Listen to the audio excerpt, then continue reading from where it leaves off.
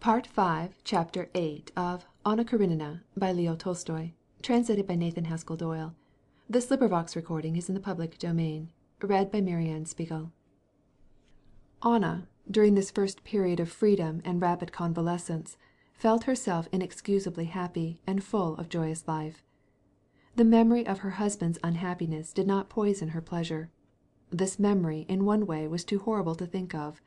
In another, her husband's unhappiness was the cause of a happiness for her too great to allow regret.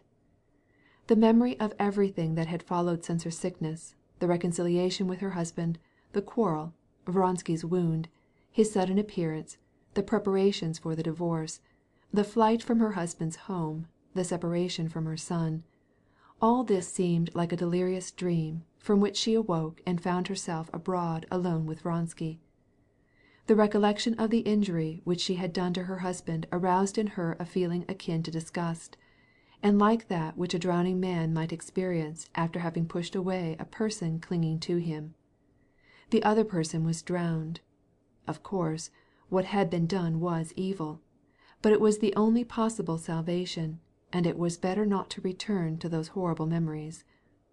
One consoling argument in regard to her conduct occurred to her at the first moment of the rupture, and now, whenever she thought of all that had passed, she went over this argument. "I have done my husband an irrevocable injury," she said to herself, "but at least I get no advantage from his misfortune. I also suffer, and shall suffer. I give up all that was dearest to me. I give up my good name and my son. I have sinned, and therefore I do not desire happiness, do not desire a divorce, and I accept my shame and the separation from my son." But, however sincere Anna was when she reasoned thus, she had not suffered. She had felt no shame. With that tact which both she and Vronsky possessed to perfection, they had avoided, while abroad, any meeting with Russian ladies, and they would never put themselves into any false position, but only associated with those who pretended to understand their situation much better than they themselves did. Nor even the separation from her son, whom she loved, caused her any pain at this time. Her baby, her daughter, was so lovely and had so filled her heart since only the daughter was left to her, that she rarely thought of the son. The joy of living caused by her convalescence was so keen, the conditions of her existence were so new and delightful, that Anna felt inexcusably happy. The more she came to know Vronsky, the more she loved him. She loved him for his own sake, and for his love for her. The complete surrender to him was a delight. His presence was always a joy to her. All the traits of his character, as she came to know them better and better, became to her inexpressibly dear. His appearance, now that he dressed in civil attire instead of uniform, was as entrancing to her as for a young girl desperately in love. In all he said, thought, or did, she saw something noble and elevated. She herself often felt frightened at this excessive worship of him. She tried in vain to find any imperfection in him. She did not dare to confess to him her own inferiority, lest he, knowing it, should love her less. And now there was nothing that she feared so much, although there was not the slightest occasion for it, as to lose his love. But she could not fail to be grateful to him for the way he treated her, or to show him how much she prized it. Although in her opinion he had shown such a decided vocation for statesmanship, in which he would certainly have played an important part, and had sacrificed this ambition for her, still he had never expressed the slightest regret. He was more than ever affectionately respectful, and careful that she should never feel in the slightest degree the compromising character of her position. This man, so masculine, not only never opposed her, but moreover it might be said that he had no will besides hers, and that his only aim seemed to be to anticipate her desires. And she could not but appreciate this, though this very assiduity in his attentions, this atmosphere of solicitude which he threw around her, was sometimes oppressive to her. Vronsky, meantime, notwithstanding the complete realization of all that he had desired so long, was not entirely happy.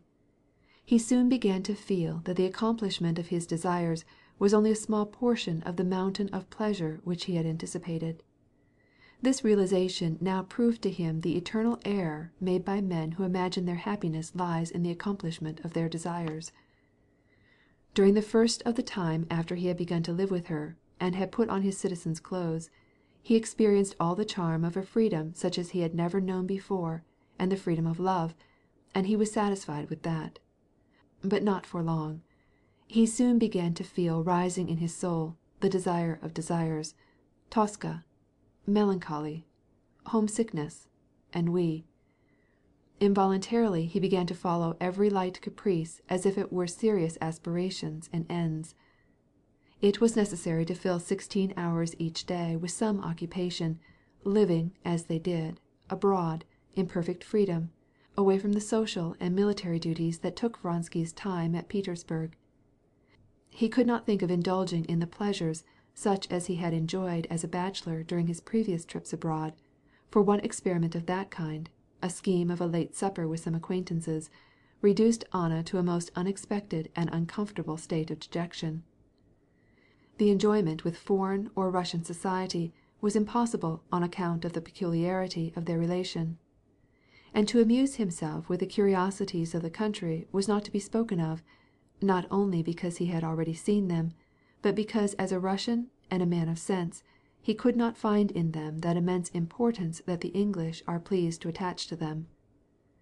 And as a hungry animal throws itself on everything that presents itself, hoping to find in it something to eat, so Vronsky, with perfect spontaneity, attacked now politics, now new books, now painting.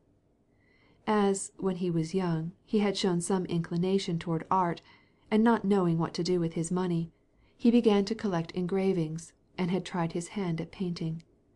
And now he took it up again, and employed in it that expended superfluity of energy which demanded employment. He had the capacity for appreciating art, and he thought that this was all that an artist needed. After having for some time hung doubtful which he would choose, the religious, the historical, genre, or the realistic, he actually began to paint. He understood all kinds, and could get inspiration from each.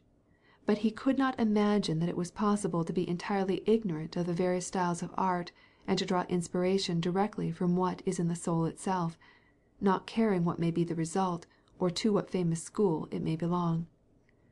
As he did not know this, he drew his inspiration, not directly from life, but from life as expressed in art. So he became easily and speedily inspired, and with equal ease and rapidity succeeded in making what he undertook to paint a very good resemblance to that style which he was trying to imitate. More than all others, the graceful and effective French school appealed to him, and in this style he began a portrait of Anna in an Italian costume, and this portrait seemed to him and to all that saw it very successful. End of chapter 8.